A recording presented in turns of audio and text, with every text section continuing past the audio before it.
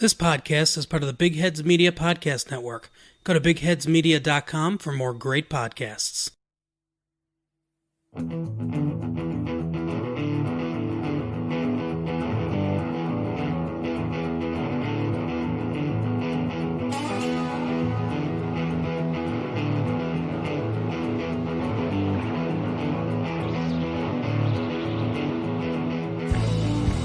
Hello, everyone, and welcome to Meow Mix, a Carolina Panthers podcast. My name is Steven. My name is Jerry. And on today's show, breaking news, well, a few hours ago, the Panthers have a new head coach. Yeah. Matt Rhule, the former head coach of the Baylor Bears, is now the Panthers' head coach going into 2020. I am cautiously excited. Jerry, I think you might be even more excited than I am. I am. I had him as my second top choice behind Bieniemy, but he succeeded wherever he's gone. He's a younger guy. I really do like this pick for us. Yeah, he was a little lower on my list, but the more I've kind of researched him as the day has gone on, I'm pretty stoked. Actually, I think the only hesitation I have is just the fact that he's a college coach with no NFL head coaching experience coming in. There's going to be a learning curve for him. But, I mean, outside of that, it sounds like he is extremely well thought of in the football community. Yeah. And a big thing with us so far, we've always been talking with Cam, obviously, you know, what's the coach going to do coming in and everything. And now that we have the head coach, I'm still saying that because quite simply, he tools his offense to the players that he has. At Temple, he was a smash mouth guy. Then he went to Baylor and he turned into this RPO pass happy guy. And the reason he said that happened was because he was recruiting in Texas. And Texas players, like in college, that's all they play. He goes, I can't teach them smash mouth football while they're in college. You know, I have to go to what my players already know. And I think that might be the main reason why David Tepper is so excited about hiring this guy is the adaptability that he has. Mm-hmm. You know, our former head coach, Ron Rivera, very much a stuck in his ways. He's going to do things the way he's going to do things. He's not going to play rookies, you know, unless he has to. He's going to run the ball, you know, exhaustively, regardless of, you know, what's working, matchup, or what's working, anything like that. You know, he's gonna make questionable medical decisions. You know, this is clock management. This is a thing that we've gone with Ron since year 1 to year 8. It's the same stuff every year, right? Mm-hmm. And one of the things that Tepper really wanted was a guy that if something's not working, he's going to try something else. Yeah. And it seems like, based on what you just said, you know, the way he played in Temple versus the way he played in Baylor, because his personnel was different, he adapted very well because he won in Temple and he won in Baylor. And by the way, those two schools had almost no success, you know, in the immediate past before he got there. So he turned those programs around relatively quickly, and I think that's another thing that Tepper likes. Yeah, people think Baylor had a lot going for them when he took over. They didn't. Remember, they had a big sexual assault scandal, and all the players basically left. They transferred portaled out of there. So he started this up, and he's been winning with not the 5-star recruits that Oklahoma gets and all that. He was winning with like 2 3-star recruits and a few 4-star recruits. So he's been coaching them up, and that's what I really liked about him. Right. He adjusted his style to the talent that he had around him. But, you know, in Baylor, especially, he went for those fast, skilled guys, right? Mm-hmm. Maybe not the 5-star recruits like you were saying, but the 3-star, the 4-star if he could get them. And he tailored his offense around those guys. We've got some fast guys on our team. We have a very fast offense that he could come right in and run maybe a similar system. I think he's going to want to get a bigger guy, a bigger wide receiver. Just based on some of the things that I've read about him, he likes big wide receivers. So I think if he could add one of those to the team, he could run a very similar style offense, at least these first couple of years that he did in Baylor, maybe break himself in a little bit in terms of getting used to the game. Yeah, I could easily see us running a similar offense. And especially because right now, Joe Burrow's going to go number one. The quarterback draft this year is not very deep, in my opinion. I could see us riding with Cam Newton next year and having Matt Rhule kind of see if he likes him. I mean, this is a 7-year deal. This is not a... Right, we didn't mention that. 7 years for Matt Rhule, so he's going to have time. Yeah. $60 million guaranteed and can get up to $70 million is being reported with I think incentives. I saw 62 or 63 guaranteed and could make well over that in incentives, right? So this is not a one and done year. So I could easily see him riding with Cam next year and then deciding next year, okay, I've got a year under him. I see what I've got now. Do I buy all in on him, or now I'm going to go find my guy? Yeah, I think that would be a smart way to go about it. But we honestly have no idea what he's going to do, what Tepper wants to do. This is David Tepper bucking the trend. Oh, right? most definitely. Certainly bucking the trend for Panthers fans, because there's no way Jerry Richardson would have made this type of hire, 3 years ago. No way. And there's really no way. I mean, the fact that this is a long deal with a lot of money for a guy that does not have any NFL head coaching experience, that bucks the NFL trend. So he's, David Tepper may be sort of setting a new normal for owners in terms of what they're paying coaches. Exactly. Yes, he came and broke the bank for him. Not only that, though, the Giants had him basically pegged as their guy. Yeah. From all reports that they were already basically offering him the job, but they wanted him to fly into New York and interview. Mm-hmm. And I guess David Tepper got wind of this or something, and he flew out to Texas, Matt Rhule's home, interviewed him there, offered him tons of money on the spot right there to get him go ahead and not to fly to the Giants. That's something Richardson definitely wouldn't have done. It's very... If that Matt Rhule was his guy, which I'm assuming he is by paying him this much, that's big cojones, and just, that's my guy. I'm getting him. I don't care what anybody else tries to do. And this is the luxury of having, the richest owner in the NFL, is he can fly out on a whim to go meet a prospective head coach and pay more than anyone else could pay to get him. And that's what happened here. Reportedly, Matt Rhule called the Giants last night and basically told them what the offer was, and if the Giants promised that they would at least match it, he was going to fly out there and interview with them. They turned him down, and that's the story. He's now the Panthers head coach. So I've seen a lot of Giants fans that are pretty upset the fact that they were not going to go the extra mile to try to get this guy. So apparently, let's kind of talk about it a little bit. He's very well respected in NFL circles. I've heard multiple, I've listened to some radio shows today, read a lot of articles today about him, and nobody's had a bad thing to say about him.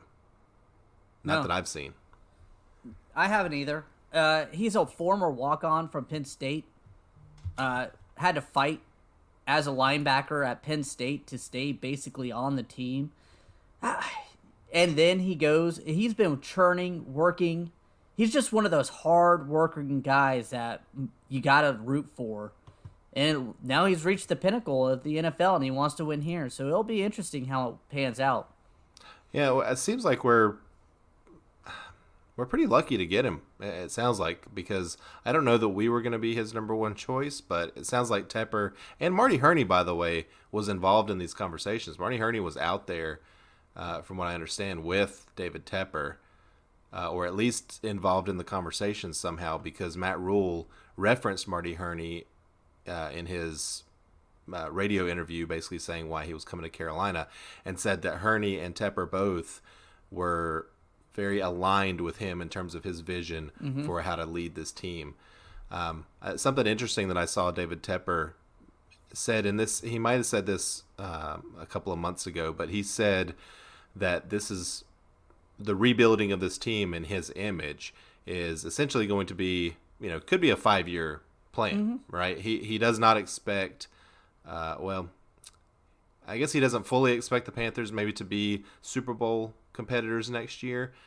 Great if they are, but he wants this to be a long-term deal where, if you're waiting 5 years to be successful, but then you're successful for 20 years down the road, is that okay for fans? He says he hopes it is because that's his plan, right, is to build a long-term success. And yeah, everybody wants that long-term success. The New England Patriots, long-term success. That's what we want.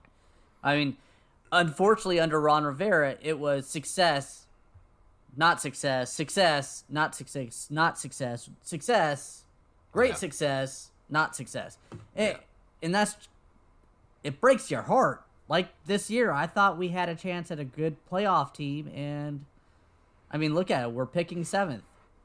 Right, and Tepper comes from the Steelers organization where they have built, a long-term successful franchise. They're in the mix every year. I mean, even this year when Roethlisberger went out, they were a game away from making the playoffs. And they had no quarterback. With nothing, with literally nothing except for, just a strong organization. Yeah. Right? They're never going to be a team that's 2-12. No. And that's great. And that's what I would love to have. I would love to be Pittsburgh where your franchise quarterback goes down, your running back goes down, and you're still fighting for a wild card spot in the last week. And you're playing a undrafted rookie free agent at quarterback named Ducky. Ducky Hodges. Another thing I really like about the signing is I guess David Tepper agreed to create a sports science program for the Panthers for him to come here. And I know that's a big thing Tepper already want to do is get into more analytics, more cutting-edge sciences to really get on the edge of technology and where the sports football is going. Very interesting. I mean, it sounds like these guys were made for each other. Tepper mentioned that he wanted an old school football guy with, a new school mentality, wanted a guy into analytics. I mean, sports science is as new school as it gets, right? But it sounds like in terms of being a leader and commanding a locker room that Matt Rhule is very old school when it comes to that. So I'm excited. I mean, I think I don't know that we're going to have success right away. If you look at Matt Rhule's previous 2 spots, his first year at Temple, he went 2-10. His first year at Baylor, he went 1-11, right?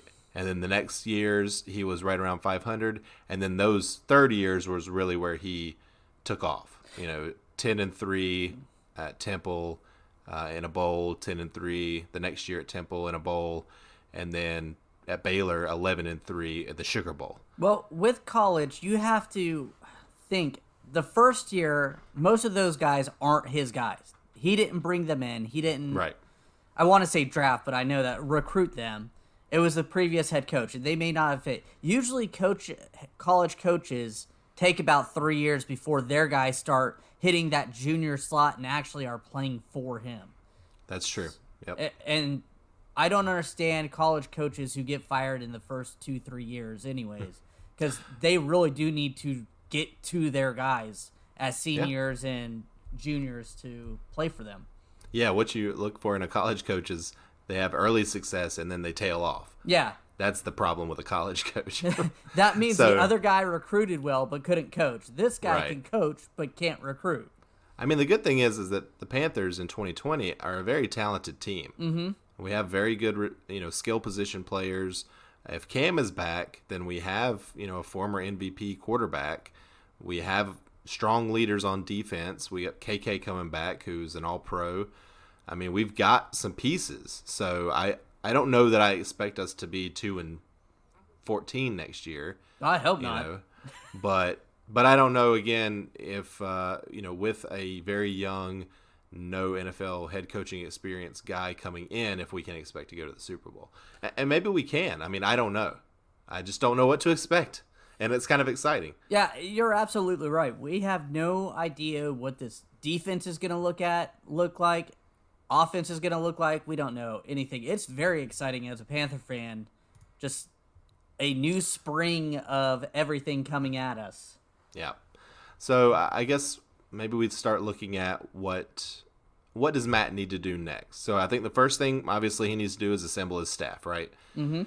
And there's been some reports that he has an eye on who he wants. One of the guys is, you have the names in front of you, don't you? Yeah. Offensive coordinator, they say Sean Ryan, currently the quarterback's coach of Detroit Lions. Yep. Looks like he's been in the NFL for a while. I'm trying to kind of go through here. Yeah, he has, and he was actually with Matt Rhule Matt Rhule was with the New York Giants for 1 year back in, was it 2012, 2012, I think. And Ryan was with Matt Rhule at that point. So they do have a working relationship. Yeah, he was the quarterback's coach with the Giants back in 2012, working with Eli. And then he switched over to wide receivers with the Giants, went to Texans for a couple years, and now he bounced to Detroit. He hasn't been an offensive coordinator. It looks like he's been mostly a quarterback and wide receivers. But some of the quarterbacks he's worked with are younger, like Deshaun Watson when he was a rookie, Eli Manning, not when he was a rookie, but still young. So maybe that's Matt Rhule's idea, is bringing in a younger guy who works with coach or quarterbacks and everything. Could be. Now, for defense, he's planning on bringing in his defensive coordinator from Baylor. Now, he also has some NFL experience. I'm trying to go through here. Detroit Lions, linebacker coach from 2006 to 2008. That's pretty much it. Yeah. Another guy that's just, a college guy. We'll see how it works out. The Baylor Bears defense was actually a pretty solid for playing in the Big 12. Most Big 12s don't play defense, but their team was. So now, yeah, and that's Phil Snow is that guy's name. Did I not say Phil Snow? No. Sorry. That's his name. You said the guy from Baylor. And that is true, though. He is the guy from Baylor. But it sounds like if you have worked or are currently working for the Detroit Lions, you are in consideration for coordinator spots in Charlotte. Another thing I want to mention about Phil Snow and Matt Rhule, because you and I discussed that we feel like we need to go back to the 4-3 to really get Luke Kuechly better, playing his best self, as well as some of the other players that we have here. Now, they played a lot of 3-down linemen, and the reason they said that they played a lot of 3-down linemen was to stop the big plays that happen so much in the Big 12. Yeah. So I don't know if that's just the scheme they played there, or if they plan on incorporating a 3-4 or something like that similar here in Charlotte. Well, I imagine that, like we talked about before, they're going to look at the personnel here and fit a defense around what they've got. Mm-hmm. And I hope that's the way they do it, because that's the smart way to do it. You don't try to fit your players around a scheme. You try to create a scheme that fits your players. That's who has success in the NFL, are coaches that do that. Yeah. So I'm hoping that Matt Rhule, and it sounds like he is that type of guy, which is another reason why I'm very excited. Yeah. So the staff is obviously important. The Cam decision, we've touched on it. I mean, that's going to be a huge... that's going to kind of define certainly the Panthers of 2020, but could define the Panthers for the next 5 years. Yeah. What they decide on Cam. Because if you decide to trade him away and draft a guy, then that new guy's the decision, but at the same time, trading away Cam is. Yeah. He's going to have to create a new culture with the Panthers, or at least try to maintain the culture that was there with Ron. Mm-hmm. In terms of strong leadership in the locker room, a very close-knit team. These guys are guys that go out together after, when they're not playing. So I think maintaining the fact that Carolina's always been looked at as a place that free agents want to come because of the nature of the team, the teamsmanship, really. Like everybody's really cool with each other, and it's a good place to be. Right? And there's no drama. And this is also part of what is going to be questioning with Matt Rhule is he's only been in college. In college, they're 18 to 21, 22-year-olds. Mm-hmm. And in NFL, we're talking about guys that are 22 to 31, 32. I know I was a lot different when I was 18 and 19-year-old than 25, 26. A lot of maturity. Well, plus these guys are all rich. You're absolutely right. They're all well off. Not all are rich, but very well off. They're all rich. And have Compared families. To us, they're all rich. Yeah, that's true too. But some have families, other life important things. Greg Olsen, look at Greg Olsen when he had his son heart condition. I mean, that's something he doesn't have to experience typically as a college coach. How will he handle that? How will he handle these grown men and treat them like grown men instead of little children, but at the same time keep them in line and, hey, we need to go bust through this wall. Let's do it. Right. That was one of the great things about Ron Rivera. He could do that. Exactly. And, and that sort of dovetails into how is he going to handle free agency? How's he going to handle the draft? He's not been an NFL head coach. So these are different. Putting together a team in the NFL is a lot different than putting together a team in college. So, these are really the things that he's going to have to focus on in the immediate future. Certainly the draft and free agency are coming up quick. So it's going to be interesting to see, these first couple years, how he does in terms of personnel and scheme, but particularly putting together his team. Mm-hmm. So. Yeah, and you said, how is he going to handle the difference and everything about free agency and stuff? Prime example, Dave Gettleman was our GM, the handling of Josh Norman. Right. Because that was one of his first times he's ever had to deal with a player holding out and stuff. And him doing what he did is tagging him and then deciding not to tag him because he was still trying to hold out for more money. That's the NFL. It's a business. That's what it happens. Yeah, and Matt Rhule, Marty Herney is still here and is apparently going to be very much involved. It's still, I haven't seen really anything officially reported about Matt Rhule in terms of his, I don't think he's going to be, a GM as well. I think Herney is going to remain the GM. But I would imagine Matt Rhule is going to have a lot of input into, the draft and free agency and everything like we talked about. So how's he going to handle all of that? You know, a young guy who's never done this much before. It's always a little hit or miss. Yeah. And hopefully he's got the testicular fortitude to forge on and, and he also wears a bib. We have to talk about this bib. It's not a bib. It's a sleeveless windbreaker. It's a smock. He wears a smock. He wears a sleeveless windbreaker over a short sleeve hoodie. He drools all over it. In He Texas. drools all over it. There's crumbs on it. He's like a big baby. I'm just kidding. Will the smock come with him? That's the real question. He gets his fashion sense from Bill Belichick. Well, if he could inherit things from Bill Belichick, then we'd probably be okay with that. It was a licensed Nike bib or vest, or sleeveless windbreaker. So probably. I'm sure they gave that to him. He's being paid for wearing that.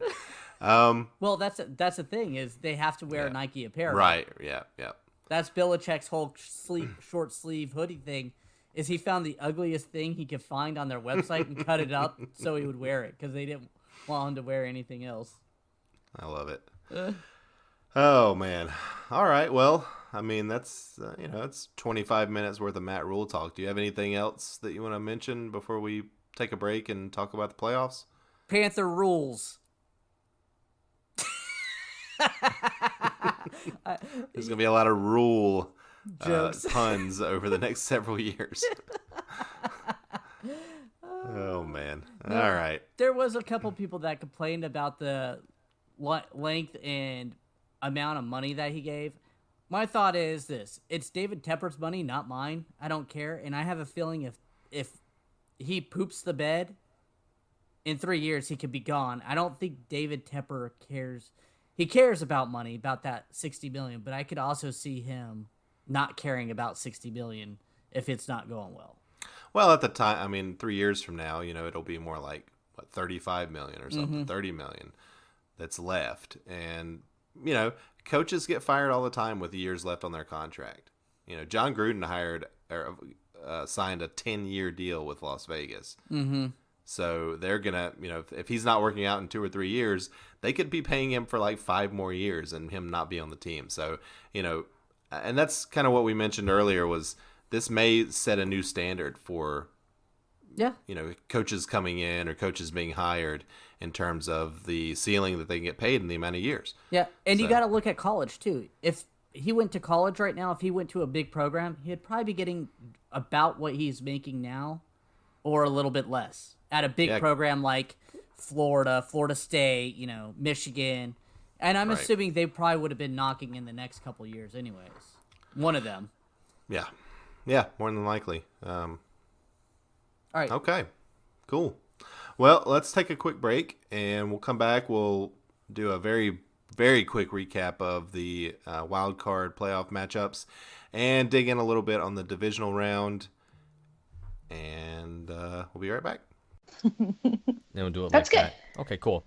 So who says what? So I'm We're saying a podcast. You say that? So I'm saying 5. Beth. 4. 3. 2. 1. Hey there, I'm Dave. I'm Beth. And I'm Veronica. And we are the Happy Hour. We're a podcast dedicated to the most decorated NHL franchise of all time, the Montreal Canadiens. A casual listen by Habs fans for Habs fans. We have new episodes every week, so have a listen. Bye. Bye.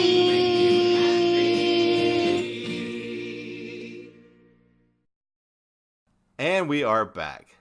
Let's talk about the opening round of the NFL playoffs. We'll kind of briefly recap the games here, starting with Bills-Texans. This was actually a very good game that went into overtime. Texans win this one 22-19 on a last-second field goal. I don't know if there's too much to say about this game, but it was entertaining. The Bills kind of dominated this game for 2.5 quarters, and then I think they were up 16-0. 16-0, yeah. Going into like the second part of the third quarter, and then the Texans came roaring back. I mean, the Panthers North, I was kind of sad for them. They just couldn't get in the end zone, and that's what doomed them. Yeah, it was very Panthers-like, building up a lead and then losing it. Mm-hmm. So, now we'll move on next to the Titans-Patriots, and this was a surprising result, at least. The Titans win this one 20-13. Down go the Patriots. Now, it wasn't surprising for me as our beer bet of the week, was it? Beer bet of the week. You take that one. I think that was the only game we disagreed on. Mm-hmm. And you got that one. So, yeah, I mean, is this the end of Tom Brady? I think that's the question everyone's asking. He says no. I was going to say, his interview definitely said no, but... Is this the end of Tom Brady in New England? Maybe that's the real question. Well, we forgot to bring up the new head coaching is in New York, but McDaniels is not going to be probably going anywhere unless he goes to the Browns. Could go to the Browns. Yeah, I guess we can mention that real quick. Well, let's get through these. Let's do these games. Okay. Next game on the docket, the first Sunday game, Vikings-Saints. Saints go down 26-20. In overtime. Drew Brees out of the playoffs. And the Saints fans are crying because they thought it was offensive pass interference. Oh, whatever. Of course, they're always crying about they, something. They want every game reviewed and possibly cherry picked for anything that goes wrong against them. Classic Saints. Yeah. Finally, the Seahawks-Eagles. The Seahawks pretty much dominated this game, even though it was low scoring, 17-9. But it did cap off a weekend of all one-score games. Mm-hmm. So all very good games. Carson Wentz went out early with a early. concussion, and once that happened, Josh McCown, who started here at one time, I mean, he's a journeyman, 41 years old. He's not Tom Brady's 41 or Drew Brees' 41. I think he started for 8 teams in the NFL. That's wild. That's almost a third of the teams. He just doesn't have enough to play a playoff game and win like that. Yeah. It was sad. Yeah, I mean, it still hung around, but once that happened, it was pretty much over. So the matchups this week, we'll kind of kick it off. Why don't you kick it off with Vikings 49ers? Vikings 49ers, 6th seed versus the number 1 seed. No crazy prediction here. 49ers win this. I think the 49ers are a really good team, and I think the Vikings are good. I don't see them beating the 49ers, though. Yeah, I think a lot of people are forgetting how good the 49ers were this year just because they've had the week off. But they are 7-point favorites, 49ers are. And I, too, will pick the 49ers. I think it's not even going to be a close game. I see the 49ers winning by 10, 15 points. Moving on to the evening game on Saturday night. Titans-Ravens. Another game that I feel like is not going to be very close. See, I think this game has potential to be very close. But I don't see the Titans pulling it off. I think that they'll try to run the ball and run the ball well and keep down the clock, but the Ravens are just more powerful all around and will take it. The Ravens are 14-2. They're such a good team. This is another team that I feel like just because they were out a week, people forget how dominant they are. They're favored by 10 points in this game. I think they're going to win by 20. I think they're just going to dominate the Titans. The Titans, nice story, particularly the second half of the season and taking down the Patriots. The Patriots weren't a very good team, and I just think this one's not even – it's going to be a runaway. Well, what's the spread on this game? 10 points. 10 points. Baltimore by 10. Whew. Hey, You want to do beer bet of the week on the spread? Yeah. Okay. Make it 20 points. I'm just kidding. I'll take Baltimore and the 10 points. I'll take the Titans with the 10 points. All right. Moving into the Sunday games. Texans-Chiefs, another 10-point spread. Kansas City by 10 in this game. I actually think this game might be a little closer, but I'm going Chiefs. I think the Chiefs are going to win this one. I am too. Chiefs. Yep. And then the final game of the weekend, Seahawks-Packers. The Seahawks, again, playing the last game of the week. This one I feel like actually could be a very good game. The Green Bay Packers are favored by 4 points. And I don't really know what to expect from Green Bay because I feel like they've been, is 13-3 kind of a fluky record for them? It feels I know you feel like it is. You don't think they're a very good team. Well, I think they're a good team, but I don't think they're... The Ravens and 49ers are an elite team. And I think Chiefs are in there, too, that they could be an elite team at times. The Packers haven't been elite where they haven't blown the doors off me, destroyed teams. It feels like all their games, they win by 3. They're winning. Don't get me wrong. That's always good. And same with the Seahawks. I mean, they're 11-5, but they weren't really dominating all that much. Yeah, the Seahawks were playing a lot of close games this year. Who do you have in this game? I don't want to pick the number 1 and number 2 seeds all the way through, so I'm going to go Seattle Sea Chickens. I have no shame picking the 1 and 2 seeds all the way through, so I'm going Packers, mainly because I don't want to see the Seahawks win because I don't like the Seahawks, and I'm tired of seeing the Seahawks. Bye-bye, Seahawks. Oh, I'm fine with the Seahawks losing, too. Don't get me wrong. This is me trying to make it a little bit more interesting with the picks. I understand. So you went, 2 out of 4 last week? I went 2 out of 4. And I went 1 out of 4. And I'm going 4 out of 4 this week. Okay. Well, we're going to try to keep track, and maybe we'll put a beer on that as well. I all of our Super Bowl picks are still in it. Mm-hmm.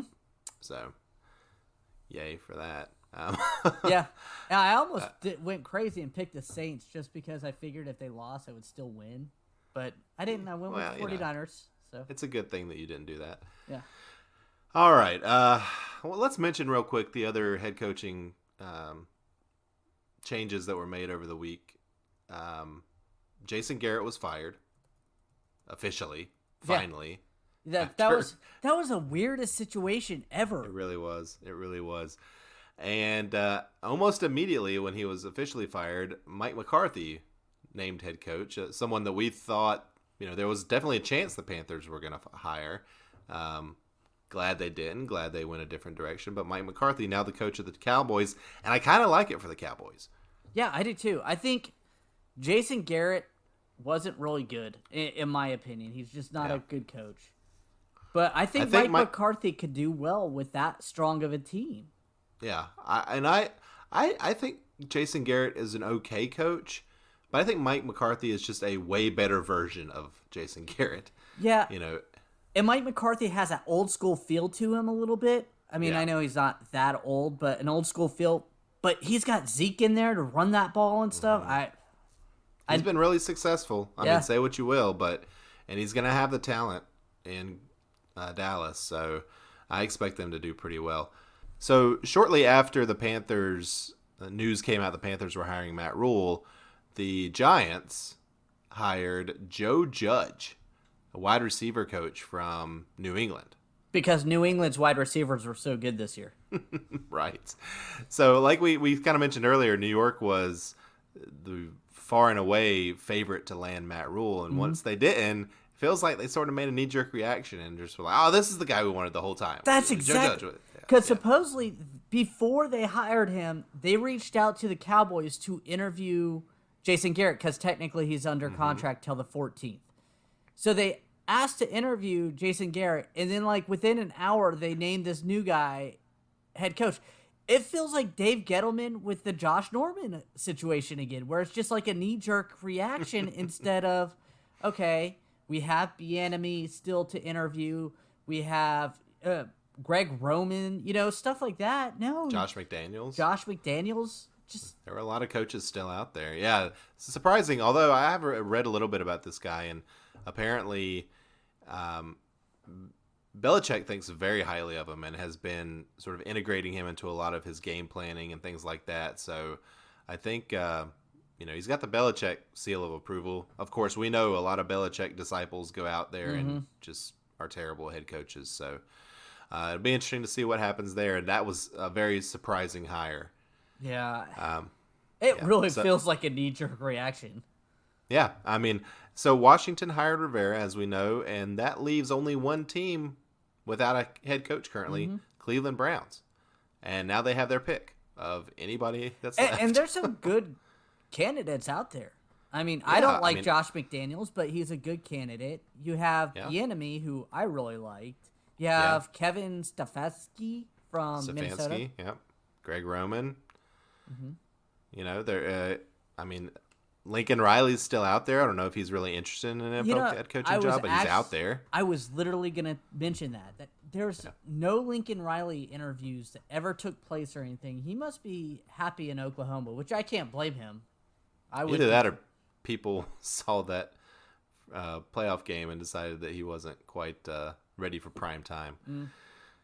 That could be the case, but do you have a prediction for the Browns? Who do you think they're going to hire? If you just had to guess.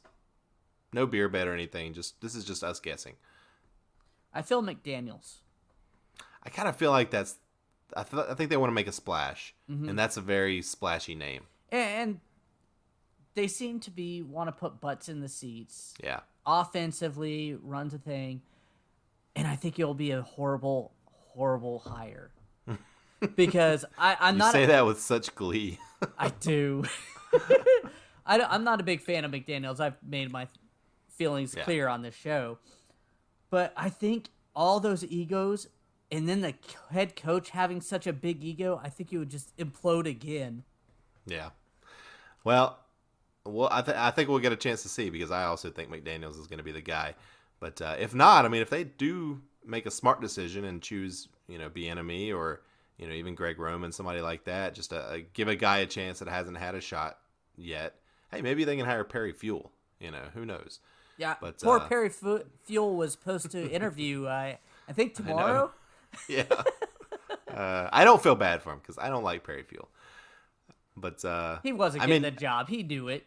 I know. We all knew that. But the Browns have a lot of talent. So whoever ends up coaching there, they've got all the shot in the world to have a really good season. All right. I think that's it. Yeah. So we'll be back on, sometime middle of next week to talk about probably some free agency. I think we may as well go over the Panthers free agents and what we think they should do, what we think they will do. Of course, if there's any breaking news that comes along, we may do an emergency podcast. But I think at this point, we're probably safe until the draft in terms of breaking news. Yeah, we'll go over whoever gets hired as coordinators and stuff, Yeah. even though it looks like it's pretty set already. Yeah. All right. Well, everyone, we'll be back on Wednesday of next week. And until then, keep pounding.